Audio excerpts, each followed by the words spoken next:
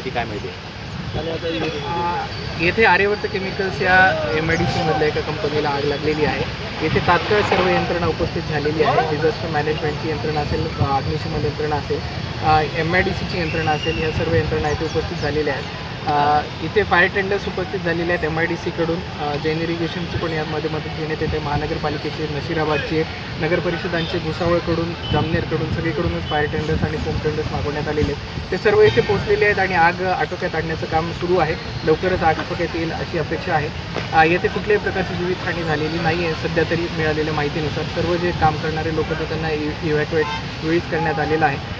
वित्तहानी किती झाली आहे आणि आगीचं लागण्याचं काय कारण होतं याबाबतची माहिती घेण्यात येत आहे आणि लवकरच आग आटोक्यात आल्याच्यानंतर बाकीच्या ज्या सर्व डिझास्टर मॅनेजमेंटशी रिलेटेड आणि बाकी पण ज्या एन्क्वायरीज आहेत त्या सगळ्या एन्क्वायरीज करण्यात येईल. सर, जे केमिकल कंपनी आहे त्याला फायर सेफ्टीचं कुठल्याही पाईप्स वगैरे नसल्याचं प्राथमिक माहिती मिळते. आता सध्या आपला फोकस आग विझवण्यावरती आहे आणि त्याच्यानंतर या सगळ्या गोष्टींचं ऑडिट आपण MIDCकडून पण करून घेऊ आणि त्याच्यामध्ये काय लॅप्सेस असतील तर त्याबद्दलची पूर्ण कारवाई करू. सर, ही कंपनी कशाची होती आणि आगीचं कारण प्राथमिक काय सांगितलं जातं? प्राथमिक कारण अजूनही लक्षात आलेलं नाही आहे. जे इथे काम करत होते त्यांच्या म्हणण्यानुसार शॉर्ट सर्किट हे एक संभाव्य कारण असू शकतं.